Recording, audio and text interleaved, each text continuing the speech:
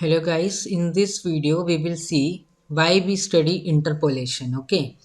And different interpolation techniques. What are the different interpolation techniques?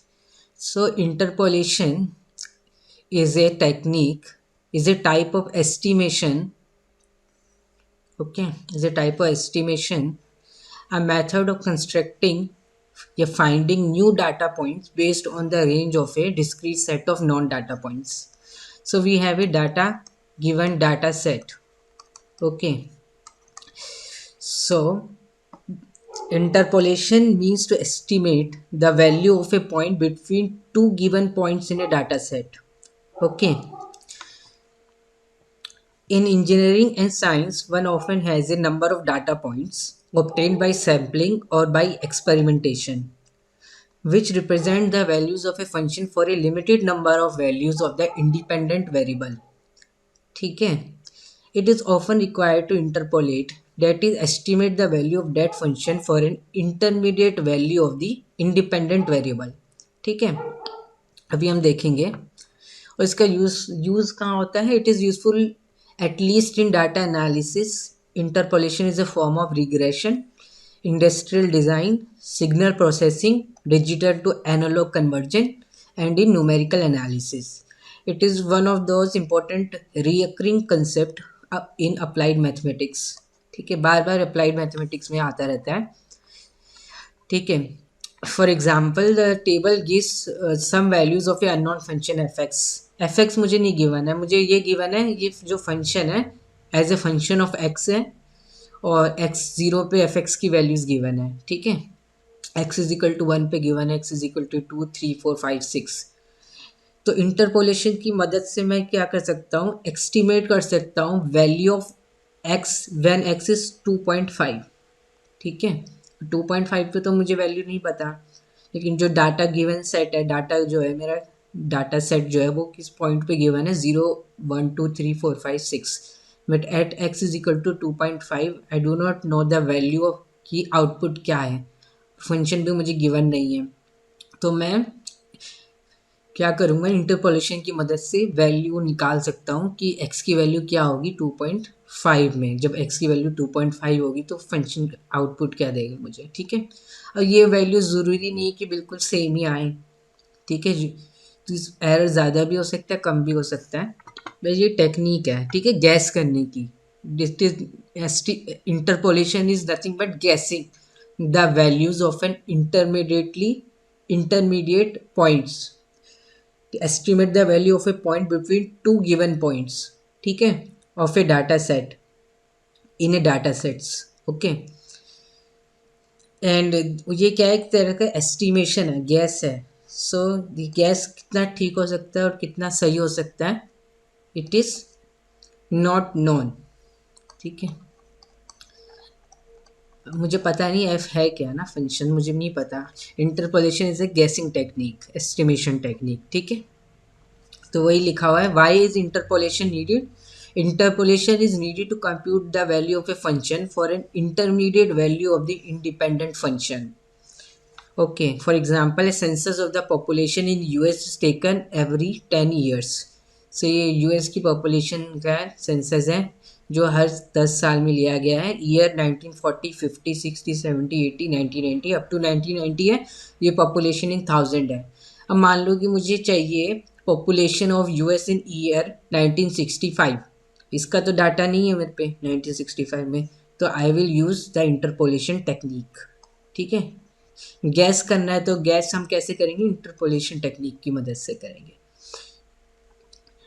तो और हमें year 2010 में भी करना है, तो ये बियॉन्ड है डाटा पॉइंट से, तो उसको हम एक्स्ट्रापोलेशन बोलते हैं. ठीक है. इंटरपोलेशन जो होते हैं, डाटा जो गिवन है उसकी इंटरमीडिएट में कोई भी वैल्यू को गैस करने की, एस्टिमेट करने की टेक्निक को इंटरपोलेशन बोलते हैं. और उस डाटा से अगर कोई वैल्यू बाहर लाई करेगी उसको गैस करने की टेक्निक को बोलते हैं हम एक्स्ट्रापोलेशन. ठीक है. तो we have to fit a function through the given data. तो ये कुछ गिवन डाटा है, एक्स है, ये वाई है मान लो. ठीक है. X axis is my year and y is my population in thousands, US population in thousand. ये ईयर है, तो ये कुछ डिस्क्रीट पॉइंट है मेरे पे 1940 पे 132 165,000। तो ये इस पॉइंट के लिए 1940 के लिए कुछ ऐसे ये आ जाएगा। तो ऐसे मेरे पे कितने पॉइंट है, 1 2 3 4 5 6, 6 पॉइंट्स है। तो 6 कोई भी मान लो कि पॉइंट्स आ रहे हैं, तो मैं एक फंक्शन ढूंढूंगा जो इन पॉइंट से क्या करे, पास करे। ठीक है, उसकी मदद से हम क्या करेंगे, इसको एस्टिमेट करेंगे। ठीक है, usually when we have data we don't know the function fx that generates the data, so we fit a certain class of functions। ठीक है, the most user class of functions fitted through data are polynomials। We will see why polynomials are fitted through data when we don't know my function fx। ठीक है, मान लो कि fx मुझे given है e raise to the power x, तो कोई भी x मुझे दो इंडिपेंडेंट वेरिएबल x की वैल्यू दो, तो fx मैं कंप्यूट कर दूंगा। ठीक है, तो ये, तो कोई भी x की वैल्यू के लिए एफ एक्स कंप्यूट कर सकता हूँ और सही आएगा। मान लो कि मैंने बस x की कुछ पॉइंट ले दी 0 1 2 3, और इस पे वैल्यू है मेरी 0 पे 1। ठीक है, e 2.7, फिर यहाँ ई स्क्वायर, यहाँ ई क्यूब। ठीक है, तो मैं एक पॉलिनोमियल बनाऊंगा जो इसको क्या करे, इस डाटा को क्या करे, फिट करे। ठीक है,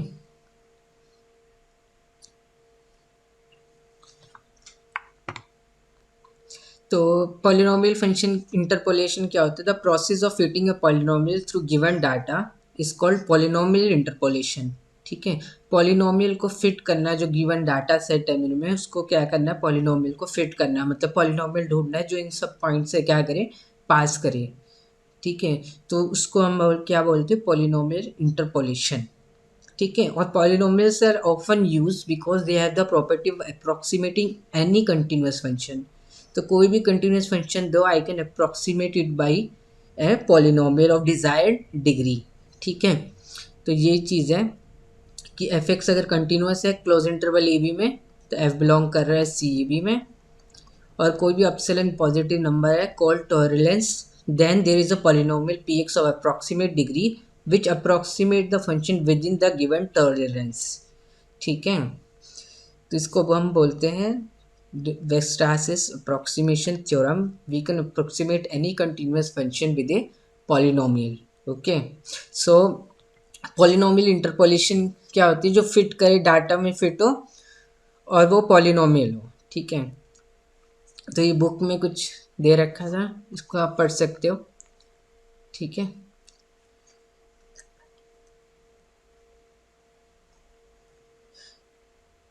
ठीक है, if the function is explicitly known then the value of y corresponding to any value of x can be easily found। Conversely, if the form of fx is not known, as in the case of most of the applications, it is very difficult to determine the exact form of fx with the help of tabulated set of values xi, yi. In such cases, fx is replaced by a simple function phi x, which assumes the same value as that of fx at the tabulated set of points। ठीक है, तो हम एक function ढूंढेंगे, जब मुझे F x explicitly non नहीं होगा, एक फंक्शन ढूंढेंगे हम सिंपलर फंक्शन फाई एक्स, जो क्या करे, सेम वैल्यू को अज्यूम करे जो एफ एक्स अज्यूम कर रहा है at the tabulated set of points जो टेबल में दे रखी है, जैसे एक्स नॉट एक्स वन जो डेटा सेट है मेरा। ठीक है, उसमें जो एक्स आई एफ ऑफ, ठीक है, फाई जो है वो क्या करे, सेम वैल्यू अज्यूम करे जो एफ अज्यूम कर रहा है at the tabulated form, tabulated set of points। Any other value may be calculated from phi x, which is known as the interpolating function or smoothing function। अगर phi x polynomial हो तो हम बोलते हैं इसको polynomial interpolation। अगर phi x कोई trigonometric series हो, finite trigonometric series, तो हम बोलते हैं इसे trigonometric interpolation। ठीक है, but we shall confine ourselves to polynomial interpolation only। ठीक है, हम अब मेन जो है हम टेक्निक पढ़ेंगे इंटरपोलेशन की, टेक्निक्स ऑफ इंटरपोलेशन। एक हम पढ़ेंगे न्यूटन फॉरवर्ड डिफरेंस इंटरपोलेशन। ठीक है, Newton backward difference interpolation, cubic spline interpolation भी होती है, एक लैग्रांज इंटरपोलेशन। ठीक है, तो interpolating polynomial for a given data set क्या होता है, हमें कोई डाटा सेट गिवन है x not x one x two up to x n points पे फंक्शन की जो value y not y one y two y n corresponding to n plus one distinct not x one x two up to x n को हम not भी बोलते हैं, ठीक है, किसी किसी किताब में। ठीक है, तो इस corresponding to n plus one distinct node क्या मुझे एक पॉलिनोमियल मिल जाएगा जिसकी डिग्री एन होगी, एटमोस्ट एन, और p of x i is equal to y i for all i belongs to 0 1 2 3 up to n. ठीक है, इसका मतलब क्या है, in other word the graph of the polynomial should pass through the points x i y i. ठीक है, P of x i is equal to y i है, तो इसका मतलब the graph of the polynomial should pass through the point x i y i. ठीक है, तो को n plus one points nodes के करस्पॉन्डिंग हमें पॉलिनोमियल मिल जाएगा p x belongs to p n x. P n x क्या होता है मैं बता दूंगा। पॉलिन पी एन एक्स क्या होता है, set of all polynomials of degree at most n and it forms a vector space. ठीक है, तो पी एक्स मिल जाएगा मुझे पी एन एक्स में such that p of xi is equal to yi for all I is equal to 0 1 2 3 up to n। ठीक है, तो इसका मतलब जो ग्राफ है पॉलिनोमियल का वो x i y i point से पास करेगा। ठीक है, तो ऐसे पॉलिनोमियल को जो इस डाटा सेट को वो क्या करें, इसी पॉइंट से पास करे, x i y i point से पास करे, ऐसा polynomial of degree at most n जो x i y i point से पास करे उसको हम क्या बोलते हैं, interpolating polynomial. In other word p of x i should be y i for all i running from 0 to n. ठीक है, तो हम पढ़ेंगे ऐसा पॉलिनोमियल एग्जिस्ट करता है for a given data set of n plus one points. N plus one points पे हमें डाटा गिवन है। ठीक है, x naught to x n up to x naught to x N.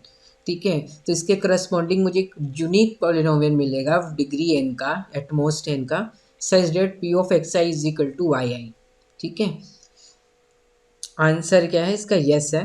तो इसका मतलब क्या है, for a given data set we can always find a polynomial such that p of xi is equal to yi for all I running from 0 to n and that polynomial is of degree at most n। ठीक है, तो such a polynomial px is called interpolating polynomial for a given data set and that polynomial is unique। ठीक है, P n x मैंने बताया ये क्या, collection of set of all polynomials of degree at most n. So ये क्या बनाता है, वेक्टर स्पेस, उसकी डायमेंशन होती है एन प्लस वन। आप बताना इसमें बेसिस में क्या क्या एलिमेंट आ सकते हैं, स्टैंडर्ड बेसिस क्या होंगे पी एन एक्स के, ये आपको मुझे बताना है। ठीक है, तो मान लो कि एक और पॉलिनोमियल मुझे क्यू एन एक्स मिलता है, इंटरपोलेटिंग पॉलिनोमियल है ये, इसका मतलब q n of x i is equal to y i for all i running from 0 to n. तो इनका जो डिफरेंस होगा, पी एन एक्स भी इंटरपोलेटिंग पॉलिनोमियल है, तो पी एन एक्स माइनस में क्यू एन एक्स, क्योंकि ये भी कहाँ बिलोंग करेगा, पी एन एक्स में, because p n x is a vector space. So this is the polynomial of degree at most N, और p n of x i minus में q n of x i, दोनों क्या होंगे, Y आई होंगे, तो zero हो जाएगा। तो इसका मतलब इसके जो जीरोज़ है कितने मिल गए, एन प्लस वन जीरोज़ मिल गए। इस ये polynomial of degree at most n का p n x minus q n x, और इंटरपोलेटिंग पी एन एक्स भी इंटरपोलेटिंग पॉलिनोमियल है और क्यू एन एक्स भी इंटरपोलेटिंग पॉलिनोमियल है। तो p n of x i y i होगा and q n of x i y i होगा for all i running from 0 to n. तो इसका मतलब इसकी कितने जीरोज़ मिल गए मुझे, एन प्लस वन जीरोज़ मिल गए, और ये पी एन एक्स में है। इसका मतलब this polynomial is zero polynomial. So p n x is equal to q n x. ठीक है, तो इसका मतलब जो पॉलिनोमियल जो मिलेगा, अगर वो मिलेगा तो क्या मिलेगा, यूनिक मिलेगा। ठीक है, तो पी एन एक्स, ठीक है, इसको पी एक्स और क्यू एक्स ले सकते हो आप, क्यू एन एक्स नहीं लिखना, तो p x minus q x लिख दो, क्यू एक्स लिख दो, एक और इंटरपोलेटिंग पॉलिनोमियल है, q of x i is equal to y i, p x minus में q x belongs to p n x. ठीक है, मैंने यहाँ सफिक्स मैंने लगा दिया था, मतलब ये polynomials of degree at most n. ठीक है, तो इनके तो ये पी एन एक्स में होगा, इनके एन प्लस वन ज़ीरो आ गए, तो इसका मतलब पॉलिनोमियल क्या होगा, ज़ीरो होगा एग्जैक्ट। ठीक है, तो इसका मतलब p x is equal to q x हो जाएगा। तो इसका मतलब अगर कोई और इंटरपोलेटिंग पॉलिनोमियल मिलता है तो वो क्या होगा, आइडेंटिकली होगा जो पहले मिला था। ठीक है, डिस्टिंक्ट इंटरपोलेटिंग पॉलिनोमियल नहीं मिल सकते मुझे for a given data set. तो इंटरपोलेटिंग पॉलिनोमियल जो होता है वो यूनिक ही मिलता है for a given data set, और ये मिलता है, पक्का मिलता है। ठीक है, तो यहाँ पे देख लो, a polynomial p x belongs to p n x has at most n zeros और इज आइडेंटिकली जीरो। कोई भी पॉलिनोमियल पी एन एक्स में उसके पास ज़्यादा से ज़्यादा एन जीरोज होंगे या वो आइडेंटिकली जीरो होगा। ठीक है, इसी का हमने यूज़ किया था फैक्ट का। और पी एन एक्स जो होता है वो refers to the set of all polynomials of degree at most n. It forms a vector space with n plus one basis element, और इसके बेसिस एलिमेंट क्या होंगे, स्टैंडर्ड बेसिस क्या होंगे मुझे बताना है, आपने बताना है मुझे। ठीक है, और इंटरपोलेशन में हम कैसी प्रॉब्लम पढ़ेंगे, जैसे कि ये प्रॉब्लम है, the height of a tree in feet was measured every 5 years after it was planted and recorded in the table below. ठीक है, ट्री की हाइट फीट में मेज़र की गई है हर 5 साल के बाद, जब उसको प्लांटेड, जब उसको उगाया गया उसके। ठीक है, और उसको रिकॉर्ड किया टेबल में। 0 ईयर में हाइट 1 फीट थी, 5 years में 3.5 फीट, 10 years में और 15 years में। तो ये एक तरह का क्या है, एक्सपेरिमेंट टाइप का सैम्पलिंग है ना। तो तो अब मुझे निकालनी है height of the tree when the tree was 8 years old after it was planted. तो हम क्या यूज़ करेंगे, इंटरपोलेशन टेक्निक का। ठीक है, ऐसे ही सिमिलर क्वेश्चन है, the population of city was recorded every 10 years starting in 1980, use table below interpolation to estimate what the population was in 2009। तो मुझे हर 10 years के, एवरी 10 years जो पॉपुलेशन गिवन है, 1980 में, 1990 में इतनी है, 2000 में इतनी है, 2010 में इतनी है, 2020 में इतनी है। तो मुझे क्या निकालना है, पॉपुलेशन निकालनी है इन 2009। 2009 जो है वो इन दोनों के बीच में आएगा, 2000 और 2010 के बीच में। ठीक है, तो इंटरपोलेशन जो है गैसिंग की टेक्निक है, एस्टिमेशन की टेक्निक है, to to estimate the value of a point between two given data points in a data set. ठीक है, अब आपको समझ में आ गया होगा कि हम क्यों पढ़ रहे हैं इंटरपोलेशन। एक्स्ट्रापोलेशन क्या होती है, extrapolation is a method used to predict the value of a point beyond given data points. ठीक है, जो डाटा पॉइंट से बियॉन्ड हो। ठीक है, मान लो कि अब आपको ये डाटा सेट दे रखा है, डाटा पॉइंट्स या डाटा सेट आपको ये दे रखा है, और आपको बोले कि पॉपुलेशन बताओ सिटी की 2025 में कितनी हो सकती है या 2050 में कितनी हो सकती है, एस्टिमेट करो। तो इस प्रोसेस को हम बोलेंगे एक्स्ट्रापोलेशन, कि बियॉन्ड है डाटा पॉइंट्स के। ठीक है, दोनों इक्वली इम्पॉर्टेंट है। आई होप कि आपको इस वीडियो में कुछ समझ में आया होगा। नेक्स्ट वीडियो में we will go through the interpolation technique. Okay, thank you.